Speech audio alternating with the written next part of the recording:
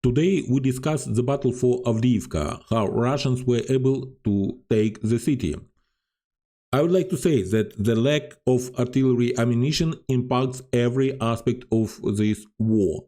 If Ukraine had sufficient armor, the ZSU Ukrainian armed forces would be able to conduct an offensive and would never have to stop. A little less and they'd be able to successfully defend Avdiivka. A bit less than that and they probably wouldn't be able to defend Avdiivka in the long run, but it would take Russia a lot longer and it would cause them even more casualties than it already has. Ukrainian forces would also be able to lay down a heavy enough barrage to cover their withdrawal and reduce their casualties. However, Ukrainian forces do not have that much ammo, so they have to make do with what they do have. Also, it is difficult for Russia to attack over wide open spaces. Drones and artillery, if Ukraine can spare it, can reduce their forces well before they reach the ZSU defense lines.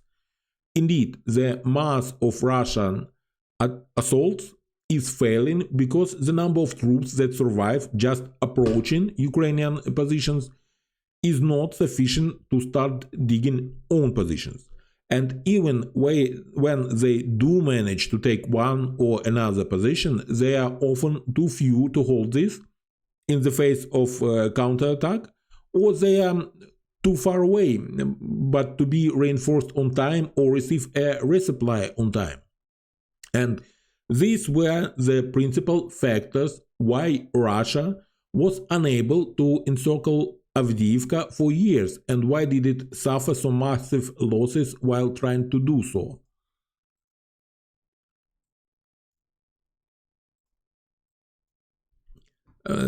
Then Russia changed its approach and started to attack the city directly, even in an entirely different fashion.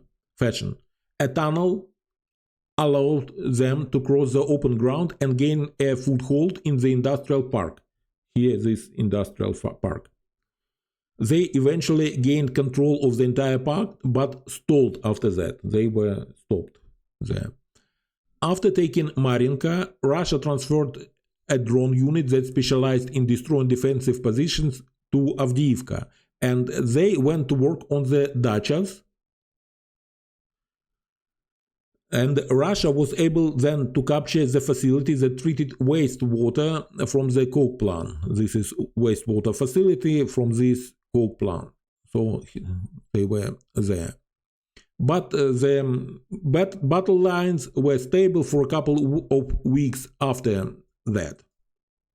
And the next important development occurred south of the town. Then small teams of 6 to 8 Russian spetsnaz were infiltrated into a southern neighborhood of the town. This was confusing because none of the Ukraine's defensive lines were breached.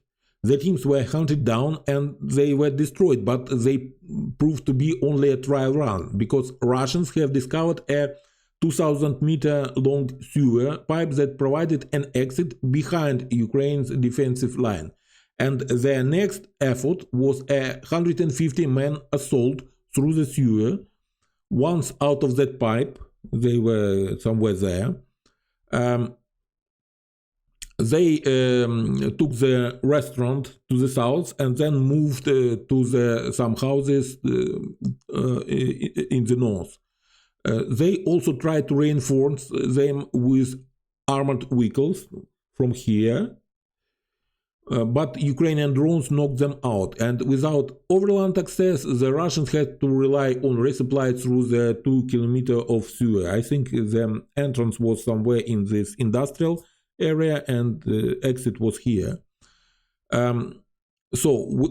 Without a steady supply of replacements, the Russians took shelter in the residential houses while drones dropped anti-tank mines on them from drones, and the vehicles blasted the houses with 3 streets of houses burning down.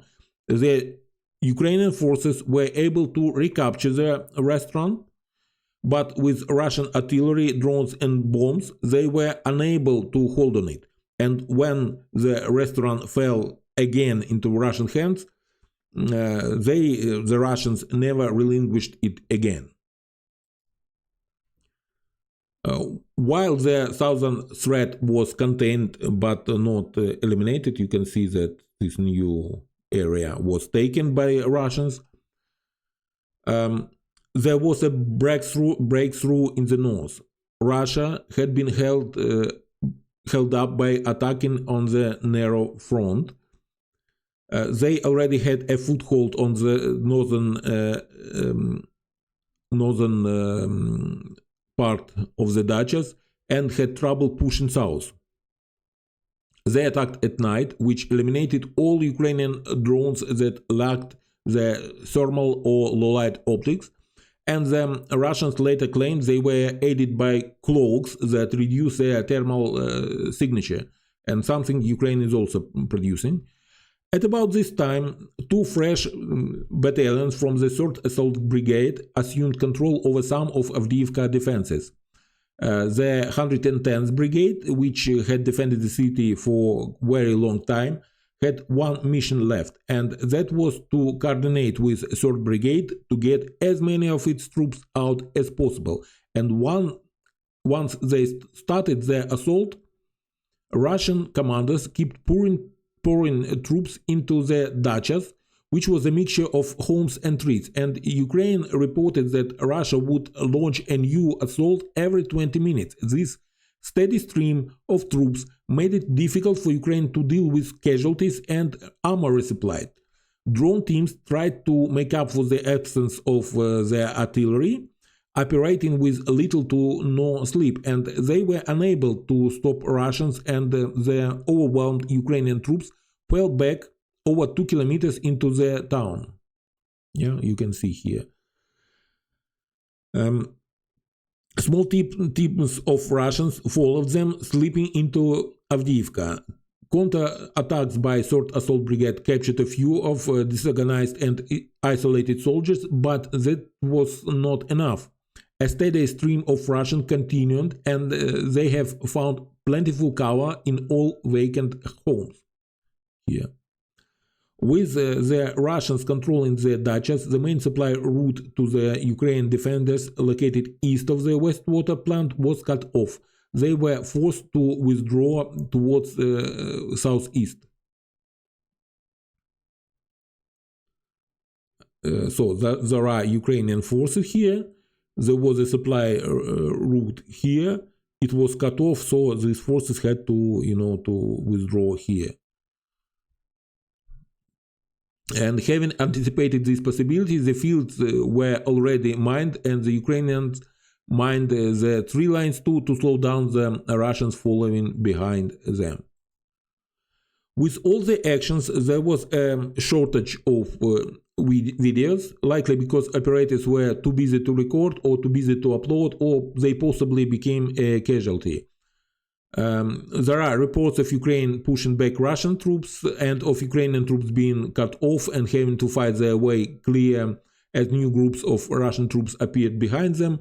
There are reports and video of Russian Air Force dropping from 40 to 80 glide bombs a day, and reports of TOS-1 thermobaric artillery strike in the center of Avdiivka, but there are no video evidence of that, unfortunately.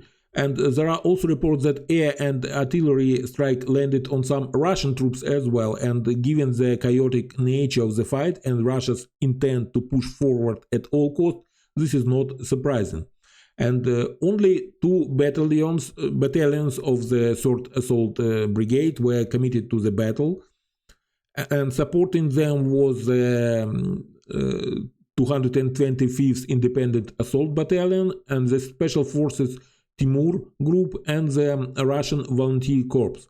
This was a total of 5 maneuver battalions, equivalent of full brigade. Their task was to hold positions in the western half of the town, so all the elements of the 110th Brigade and other supporting units could withdraw through them. the units from in and around the filtration plant were supposed to withdraw first because they had the furthest to go, and there were more of them, and the need was to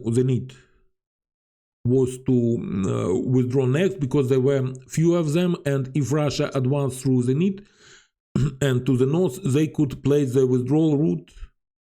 If they advanced here, they could place the withdrawal route under fire control. Unfortunately for the Zenith garrison, Russian forces out of Opatne were pushing along 2-3 lines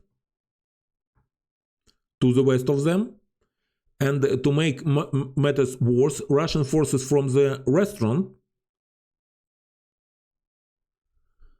were pushing into a block of houses and 3 line.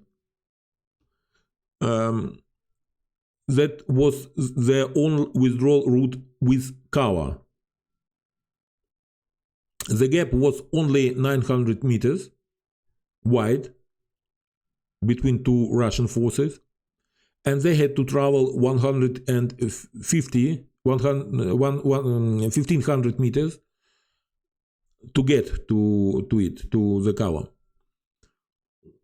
One group of 13 tried to break out, and 11 of them were killed, as the entire route was covered with machine gun, mortar, and artillery fire.